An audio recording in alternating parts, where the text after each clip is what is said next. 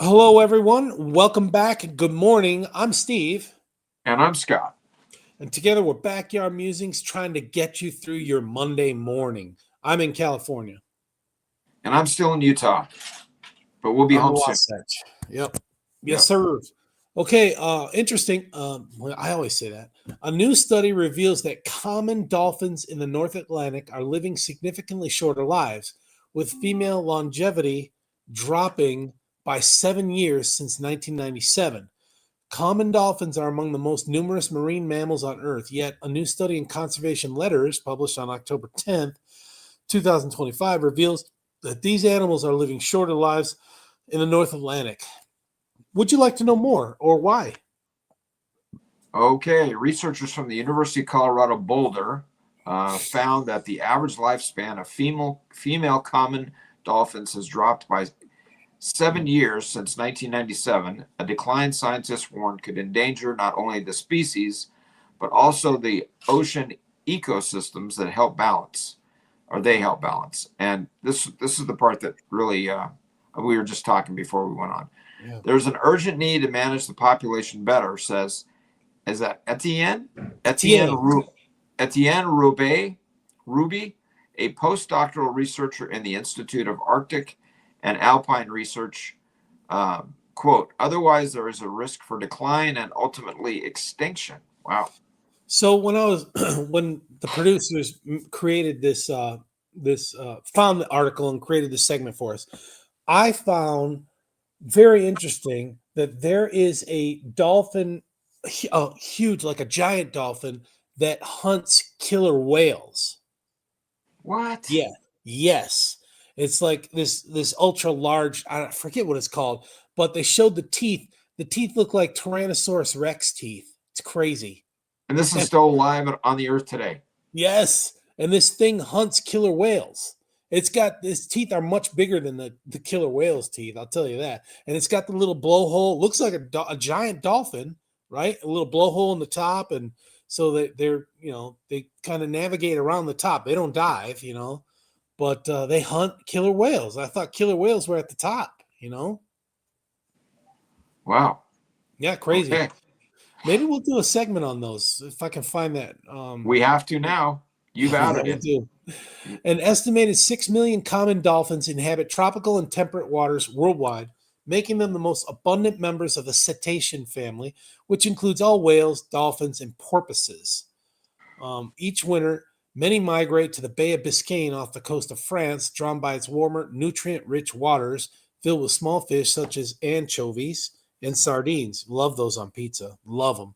However, this same area is also one of Europe's busiest fishing regions, creating a challenging environment for the dolphins that depend on it. While dolphins are not the target of fishing, many of them end up in nets by accident, also Yeah, known as bycatch. yeah. Most dolphins caught as bycatch die. Some studies estimate that in 2021, fishing bycatch was responsible for the death of 6,900 dolphins in the bay from a winter population of 180,000. So that's quite a Okay, bit. that's 5%, right? Something like that. I think it's a little bit more than five Four percent. 4%, something like that. Yeah, Yeah, that's. I yeah. mean, I mean, a little less than 5%. Yeah, way too much. Yeah. yeah. Despite those numbers, traditional abundance monitoring methods previously suggest that the dolphin population in the bay was stable. Conventionally, scientists have estimated dolphin numbers by tallying individuals spotted from survey ships and planes. Because dolphins are constantly moving in and out of a region, this approach can miss population changes until drastic shifts occur.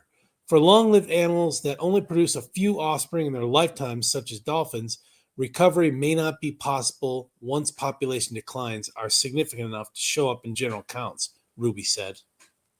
I'm going to assume Ruby, and his team set out to reevaluate how well these cetaceans were surviving using a new approach they developed, counting and analyzing deceased dolphins stranded on beaches in the bay. Dolphins also often come onto the shore because they are old, sick, injured, or disoriented, and rarely any survive after being stranded.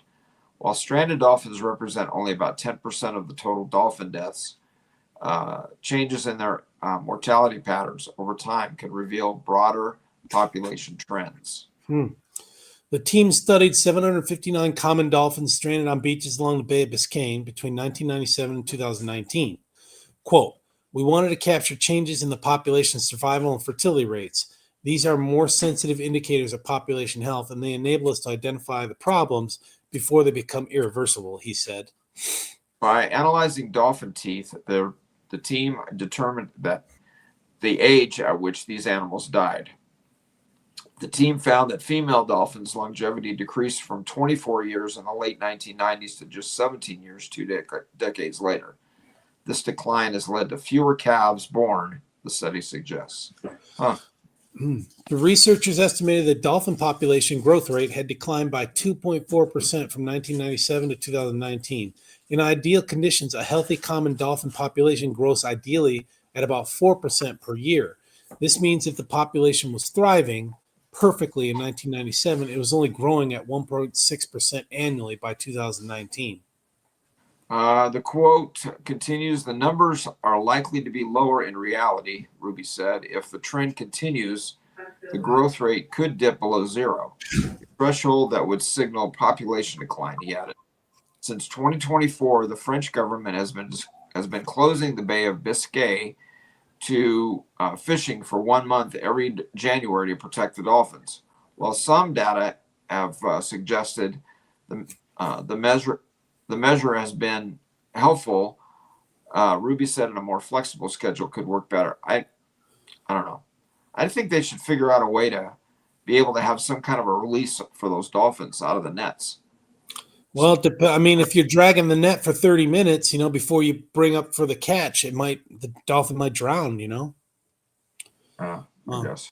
Depending on what ocean conditions, dolphins may arrive at the bay earlier or later than the set period in January. So timing fishing restrictions to match dolphin visits would better protect the animals. Other cetaceans in the North Atlantic, including harbor porpoise and bottlenose dolphins, may also be experiencing similar declines.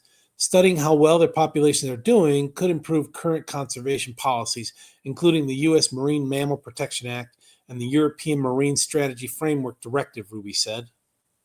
Okay, so this is the one statement that really had me going. So, quote, dolphins are top predators in the Bay of Biscay, and they play a very important role in the ecosystem. Without these predators, fish populations would become out of control, and they would in turn consume too much plankton and vegetation until the system collapses. That's according to Ruby. And going on with the quote, as humans, we should make conscious decisions to protect the living and non-living things around us. Facing evidence of viability loss, we need to act before it is too late. So couldn't you just increase the fishing?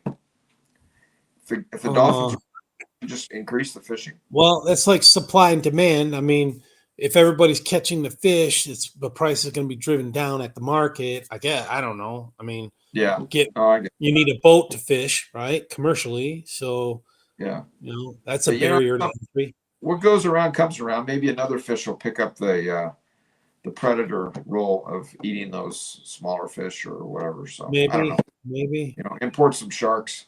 So okay, or killer whales. Yeah. Yeah. All right, folks. Thanks for joining us. We'll catch you in the afternoon. Take care, everyone. Thanks.